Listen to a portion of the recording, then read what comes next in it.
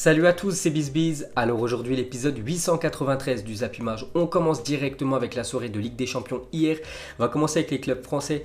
La première équipe qui jouait c'était l'équipe de Lyon contre l'équipe russe du Zénith. Score final 1 partout. Donc pour moi c'est quand même 2 points de perdu pour l'équipe lyonnaise. Pourquoi? Parce que j'ai regardé le match, ils ont eu énormément d'occasions Lyon. Je me demande comment ils ont fait pour pas inscrire plus de buts dans cette rencontre.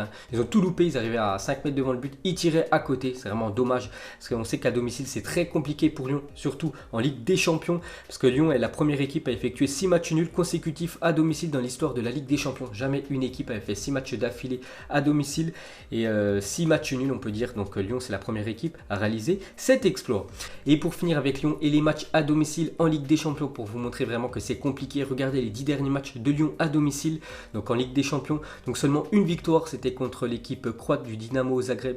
Ils avaient gagné le match 3-0, mais sinon on peut voir beaucoup de matchs nuls et beaucoup de défaites. Pourtant c'est pas que des grosses équipes, on peut voir quand même qu'il y avait Offenheim, ils avaient fait 2 partout, le Shakhtar ils avaient fait 2 partout la saison dernière, la Gantoise il s'était incliné 2-1 à domicile l'Olympique Lyonnais, donc ils ont beaucoup de mal à gagner à domicile en Ligue des Champions. Et pour finir sur cette rencontre, donc cette détermination de Sardar Azmoun, donc c'est le buteur côté Zénith, donc c'est un joueur iranien, donc 38e minute touché à la cheville, ses coéquipiers demandent le changement, mais l'Iranien demande à rester et seulement 3 minutes plus tard c'est lui qui couvre le score dans cette rencontre. Ensuite on va parler de l'autre équipe française qui jouait elle aussi en Ligue des Champions hier, c'est l'équipe de Lille qui se déplaçait aux Pays-Bas du côté de l'Ajax. Donc j'avais dit que ça allait être un match très compliqué pour Lille. Bon, ça a été le cas parce qu'ils sont inclinés 3-0 pour leur retour en Ligue des Champions. On peut voir que Promes Alvarez et le défenseur argentin Tagliafico a marqué un but. Donc voilà, défaite cruelle quand même pour Lille parce que bon, j'ai pas regardé entièrement le match parce que je naviguais un peu sur tous les matchs hier soir, mais j'ai eu beaucoup d'occasions quand même Lille. Mais le problème c'est qu'ils n'ont pas été assez efficaces parce que regardez le tableau de bord, les stats, donc voilà, l'Ajax a eu plus de possession, plus de duels gagnés, mais si on regarde les tirs et les tirs cadrés c'est quasiment kiff-kiff, mais le problème c'est que l'Ajax, voilà, sur 6 tirs cadrés ils ont marqué 3 buts, alors que Lille sur 5 tirs cadrés ils n'ont pas ouvert, on peut dire, leur compteur.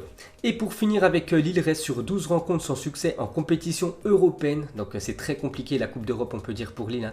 Donc leurs 12 derniers matchs en Ligue des Champions ou en Europa League, c'est 6 matchs nuls et 6 défaites. Donc tour préliminaire inclus, soit la pire série de son histoire. Donc c'est pour vous dire que c'est compliqué. Donc prochain match pour Lille, ça sera à domicile contre l'équipe de Chelsea. Et pour finir sur cette rencontre, donc quand Tadic met une gifle à Neres sur la célébration du but de l'Ajax, il lui fait ensuite un bisou en voyant qu'il a eu mal. Donc c'est l'euphorie du but. Donc Tadic, voilà, met une petite gifle au Brésilien Neres. Donc Neres, on peut voir qu'il se touche la joue, il se demande pourquoi il a pris une gifle. Et on peut voir après que l'attaquant serbe lui fait un bisou pour s'excuser.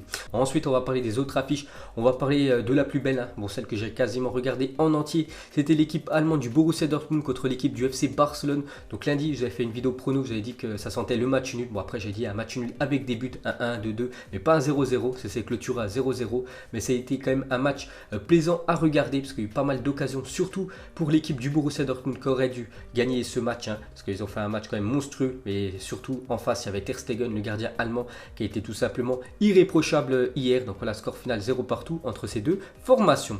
Ensuite on revient sur Ter Stegen, donc sur le penalty de Reus, parce qu'il a arrêté quand même un péno hier. Voilà, le gardien allemand de l'équipe du FC Barcelone, donc il a été monstrueux, Ter Stegen, donc il a tout arrêté. Voilà quelques actions de Ter Stegen, donc le meilleur gardien allemand actuellement, point d'interrogation bien sûr, pour moi il est devant Neuer. Donc hier il a fait un match complètement énorme, donc si j'aurais mis une note, j'aurais mis quasiment 10 sur 10 pour sa prestation de hier soir. Ensuite pour continuer avec lui, on peut voir qu'il fait la une des journaux espagnols, que ce soit Mundo Deportivo ou la une Journal Sport, c'est marqué El Muro, donc le mur, en parlant de Ter Stegen qui a été irréprochable et monstrueux hier soir.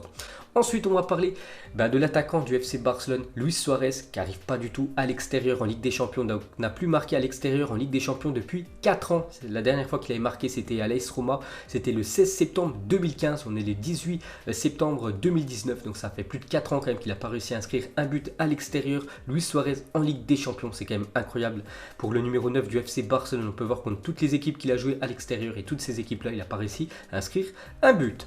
Ensuite, on va parler du seul point noir de l'équipe du Barça hier soir, c'est la blessure de Jordi Alba qui souffre du biceps fémoral, annonce le FC Barcelone. Donc c'est le seul point noir, parce qu'ils ont quand même évité la défaite. C'est quand même incroyable qu'ils n'aient pas perdu l'équipe du Barça hier soir.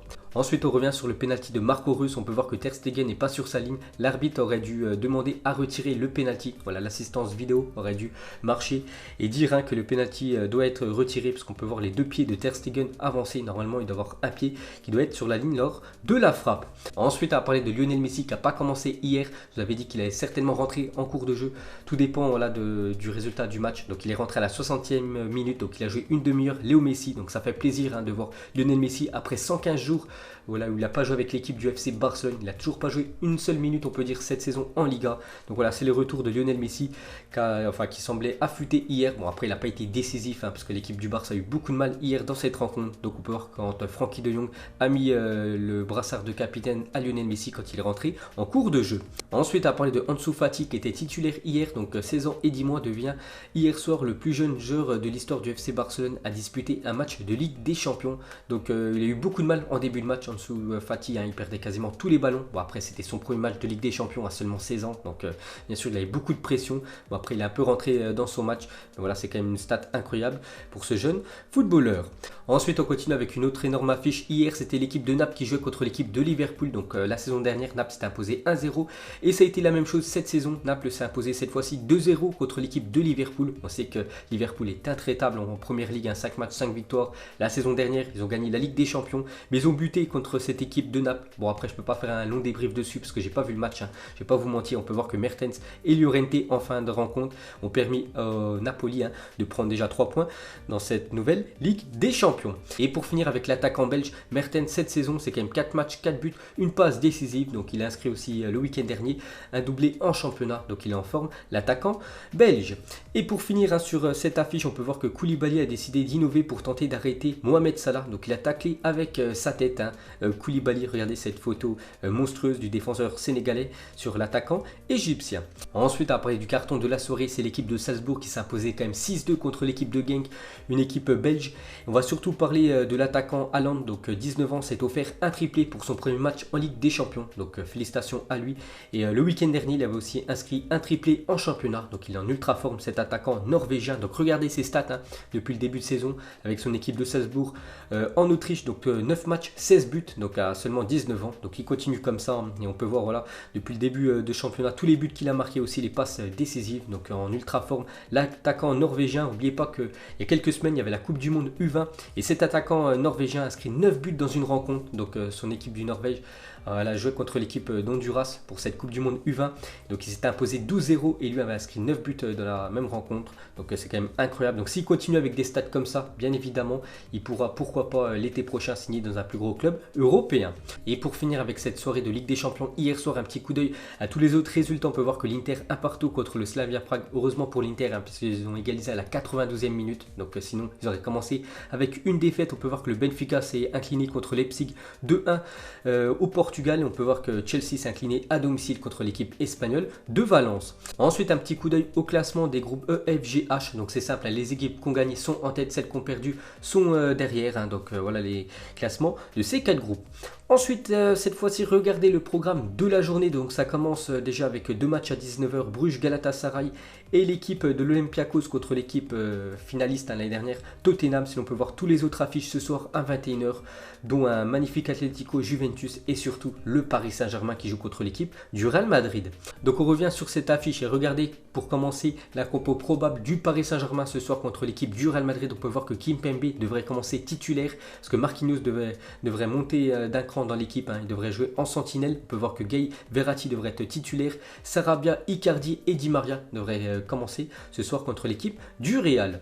Ensuite, une déclaration de Thomas Tuchel sur Karim Benzema, parce que l'entraîneur du Paris Saint-Germain hier était en conférence de presse, donc il a parlé de Benzema, il a dit Karim est l'un des joueurs les plus sous-cotés de la planète. Il y a d'autres attaquants, mais Benzema est toujours celui qui joue. C'est un joueur de classe mondiale, c'est un leader, c'est difficile de défendre sur lui car il prend tous les espaces, il joue dans l'axe, sur les côtés, en milieu offensif, il a beaucoup de qualité. Donc voilà, le joueur vraiment à surveiller ce soir, ça sera Karim Benzema. Ensuite, on peut voir qu'un invité de prestige ce soir au Parc des Princes, donc c'est l'émir du Qatar, Tamim Tamim Ben Hamad Al Thani donc sera présent ce soir au Parc des Princes pour le choc en Ligue des Champions entre le PSG et le Real Madrid. Le propriétaire du club de la capitale n'était plus revenu voir un match du Paris Saint-Germain depuis la défaite 3-1 la saison dernière en Ligue des Champions contre l'équipe de Manchester United. Donc en fait c'est lui le vrai propriétaire de l'équipe du Paris Saint-Germain. Donc Nasser c'est quelqu'un qui est en dessous de lui. Donc c'est lui qui a sorti l'argent on peut dire pour acheter on peut dire Kylian Mbappé, Neymar. C'est lui vraiment le propriétaire numéro 1 du PSG et ce soir il sera au Parc des Princes pour suivre son équipe. Ensuite les gars, on va parler de Neymar. Bonne nouvelle pour Neymar. Donc déjà il ne sera pas là ce soir parce que officiel le TAS réduit la suspension de Neymar en Ligue des Champions de 3 à 2 matchs. Donc voilà, il va louper seulement les 2 premiers matchs de Ligue des Champions, donc contre le Real Madrid et contre l'équipe turque du Galatasaray. Donc il pourra ainsi disputer le 3e match de Ligue des Champions du Paris Saint-Germain. Ça sera au Parc des Princes contre l'équipe de Bruges. Ensuite, on va parler de Zidane, annonce que Eden Hazard est prêt à jouer ce soir. Donc l'attaquant Eden Hazard devrait être titulaire. C'est la première fois qu'il devrait être titulaire cette saison parce qu'il y a quelques jours, il était sur le banc, il avait rentré en cours de jeu et ce soir il devrait être titulaire au Parc des Princes, l'attaquant belge. Et pour finir sur cette rencontre, une déclaration de Raphaël Varane sur Navas. Il a dit plus le niveau monte et plus Navas sait faire abstraction de la pression. Il se transcende notamment en Ligue des Champions avec nous. Il avait ainsi multiplié les arrêts exceptionnels contribuant largement à nos titres européens. C'est vrai que le Real Madrid a remporté les 3 Ligues des Champions d'affilée. Donc on parlait beaucoup de Cristiano Ronaldo, de tous ses buts, mais il ne faut pas oublier qu'ils avaient un gardien énorme, Keylor Navas, qui était pour moi l'un des meilleurs. On pouvait le mettre dans le top 3 il y a quelques années, des meilleurs gardiens de la planète. Là, on pourrait même le mettre dans le top 5 parce qu'il est très bon, très sous-coté, Keylor Navas. Donc voilà ce que dit Raphaël Varane, plus les matchs sont importants de Ligue des Champions et plus Keylor Navas est bon. Ensuite, regardez les meilleurs buteurs des 6 dernières Ligues des Champions. Donc la saison dernière, c'était Lionel Messi avec 12 buts. Les 3 dernières éditions, c'était Cristiano Ronaldo qui avait terminé quand même meilleur buteur de la Ligue des Champions. Donc c'est pour vous dire que c'est soit le Portugais, soit l'Argentin qui est fini meilleur buteur de la Champions League. Ensuite, les gars, on va parler cette fois-ci de la Ligue des Champions Junior. Donc la Youth League qui a commencé aussi hier. On va commencer avec l'équipe de Lyon qui joue contre l'équipe du Zénith. Donc c'est les centres de formation, on peut dire, qui s'opposent. Et c'est l'équipe de Lyon qui s'est imposée 4-2 contre l'équipe du Zénith. Et cette fois-ci, c'est le centre de formation de l'Ajax, l'un des meilleurs de la planète, qui a joué contre le centre de formation de Lille. Donc pour la Youth League, on peut voir que l'Ajax s'est imposé 4-0. Ensuite, officiel, Cagliari ne sera pas sanctionné suite au cri de singe dont a été victime Lukaku. Donc déjà hier, on avait parlé Lukaku avec le journaliste qui lui avait dit pour l'arrêter, il faut lui donner 10 bananes à manger. Donc c'est quand même incroyable d'entendre ça. Et il y a quelques semaines, on peut voir que Lukaku avait été, après un but de sa part, il avait entendu encore des cris de singe de la part du public de Cagliari. Et quelques semaines plus tard, le verdict est tombé. Donc il n'y aura aucune sanction pour le club italien de Cagliari. Seulement une amende de 5 000 € parce qu'en fait, il y a eu des jets de bouteilles en plastique sur la pelouse. Donc voilà, on voit qu'il se passe vraiment des choses très bizarres en Italie. Et pour finir ce Zap Image, on va terminer bien évidemment avec la Ligue des Champions. Et mettez-moi en commentaire un prono sur ce choc ce soir entre le Paris Saint-Germain et l'équipe du Real Madrid. Donc moi, dans ma vidéo lundi soir des pronostics, j'avais dit match nul entre ces deux équipes. Donc je vais rester sur ce que j'ai dit, parce que les deux équipes quand même ne sont pas prêtes. Il y a beaucoup de joueurs blessés dans les deux formations. Donc allez, je vais dire un partout entre le Paris Saint-Germain et le Real. Donc voilà les gars, la fin de Zap Image 893. Donc si ça vous a plu, un petit like et je vous ferai l'épisode 894 demain en parlant beaucoup des matchs de ce soir de Ligue des Champions. Ciao à tous.